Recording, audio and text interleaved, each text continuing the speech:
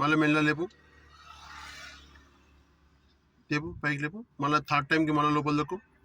ఇప్పుడు మెడిమితో సహా మెల్లగా వెనక్కి రావాలి. ఓకే, మెడిమి కింద జారుకుంటూ రావాలి మెల్లగా, కానీ కాలు పైకి లేపొద్దు. ఓకే, తీయాలి ఇంకా బయటికి మెల్ల తీస్తాడు. ఇది థర్డ్ గేర్కి.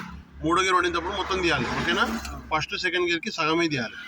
సపోజ్ 10% లోపల ఉందనుకో 5% తీయాలి. అంటే 10 ఇంచుల లోపల ఉంటే 5 ఇంచులు బయటికి తీయాలి. ఓకేనా, ఇప్పుడు క్లచ్ లోపల దొక్కు, ఎడమకాలు తొక్కు మొత్తం. రైట్, ఇలా కిచెన్ ఉంటుంది కాదు తాళంచి లైట్ ఆనొచ్చాడు లోపల దొక్కు. నేను పట్టుకుంటాను, నేను కూడా ఉంది.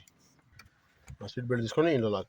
అయితే ఎడమ చేతితో లాక్ పట్టుకొని కుడి చేతితో బెల్ట్ గుంజు, కుడి చేతితో బెల్ట్ గుంజు ఇలా పట్టుకొని గుంజు గట్లా అలా ప్రెస్ అయ్యి బస్ కథం.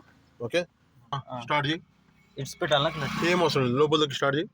అప్పుడే చేసి పట్టదు, స్టార్ట్ చేయి బస్. ఇప్పుడు చూడు ఎన్ని గేర్లు ఉన్నాయి? 5 ఉన్నాయి. రివర్స్ తోటి 6 ఉంటాయి.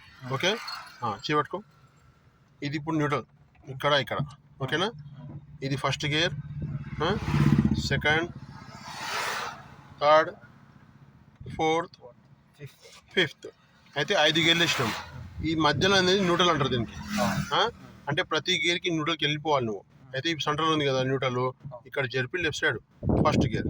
ఓకే, న్యూట్రల్కి వచ్చి సెకండ్ గేర్, మళ్ళీ న్యూట్రల్కి వచ్చి కొద్ది రైట్ తీసుకుంటే